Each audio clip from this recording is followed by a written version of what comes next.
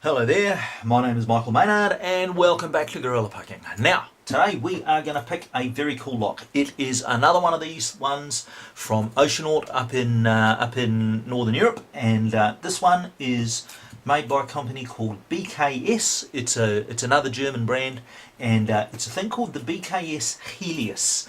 Helius is spelled Helius, and my girlfriend really likes this one because it has got a shiny little kind of a jewel thing in the key there, kind of a little greeny yellow thing, and if you put a little bit of light behind it, hey, how about that? It glows.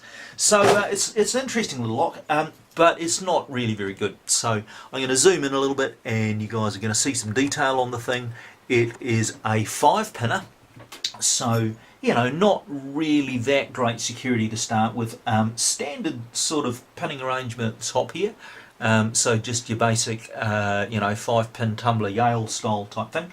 But it's got quite an unusual keyway and a reversible key. Now this is a little bit unusual for standard pin tumbler locks. So the key will operate that way, and then if we reverse it, it'll operate that way as well. And if you read the Helius webpage, that seems to be one of their major claims to fame for this lock. And I think it's a bit of a novelty, folks. I don't think it really provides much extra security.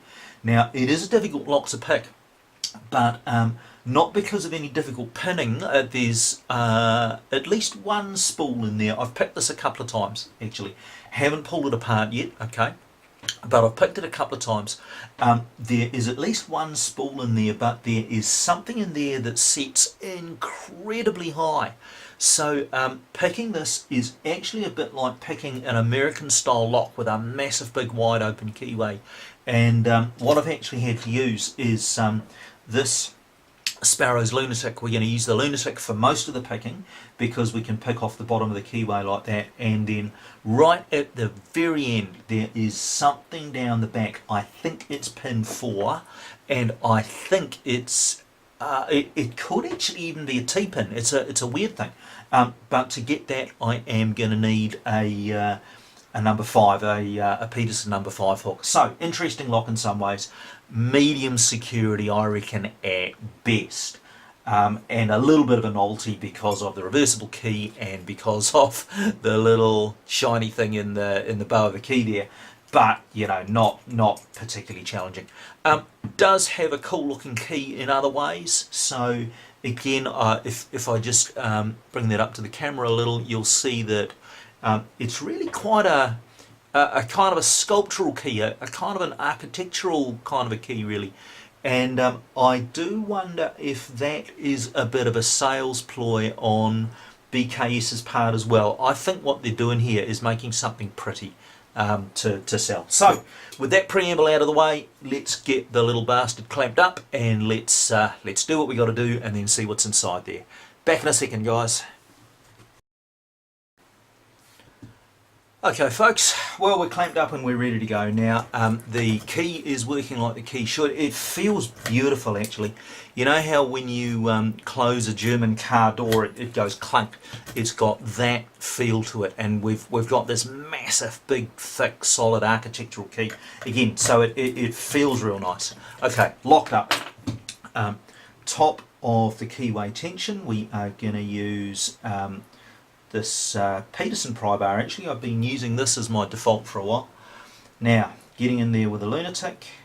1-0, 2-0, 3-0, 4 a little click, 5-0. Okay, so we've got to click on 4. Out to the front. 1-0,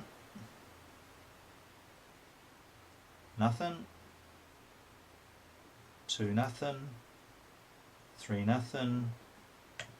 Another little click on 4, 5-0. Okay, back to the start. 1-0, 2 a little click, 3-0, 4-0, 5's binding. Okay, big click and a big turn there. Back to the start. 1-0, 2-0, 3-0.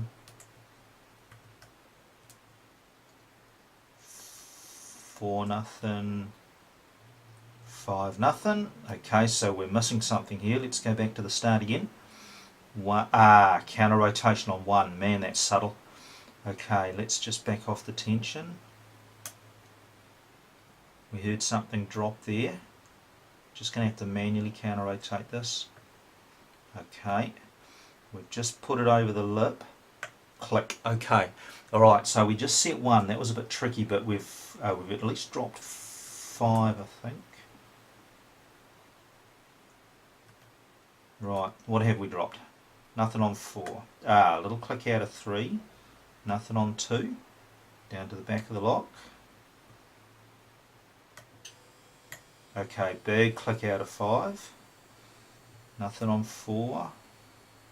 Nothing on 3. Nothing on 2. Nothing on 1. Okay, I think this is the point. So all my feedback has dropped off.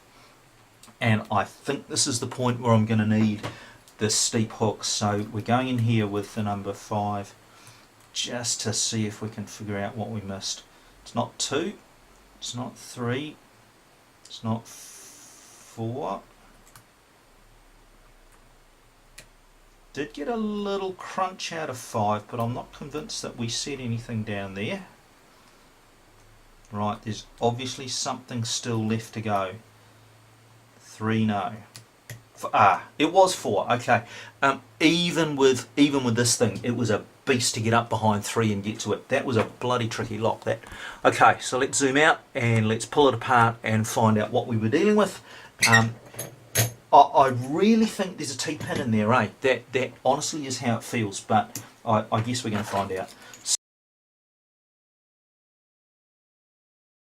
Okay folks, well I think we can now see why it picked the way that it did. So what we have got is 5 absolutely standard key pins. In fact 4 was very, very short, that tiny little thing there. So it's no wonder that we needed an extra steep hook to get up behind 3 and set that. Now there was a spool in number 1, that was the one that we felt set like a spool. Interestingly, there was a spool in 2 as well. That never came into play, and I have a suspicion. I'm just going to load up the key pin in 2 and the spool, and yeah, look, you can see the problem here straight away. That spool never actually engaged. I don't know why companies pin up their locks like this. It's just bloody stupid. So you can see that there is not enough room there for the spool to get in, and as soon as you just touch that, it just goes click over the edge and the thing's set. So the spool in 2 was a complete waste of time. And then in positions 3 and 4 we have got these little things here, which, surprise surprise, did actually set a bit like a T-pin. So I don't think that comes as any shock to us at all. Interesting little lock. I'm going to call that medium security at best. No drill protection on the core at all. No complex pinning. I mean, you know, you saw me pick that in 2 minutes flat. It's a pretty lock, and it's got a pretty key, but I don't think that translates into great security. So thanks Oceanaut, lovely lock to pick. Thank you again, I'm very grateful for this. Leave your comments below guys, tell me what you know about the BKS Helius. Thanks for watching gents.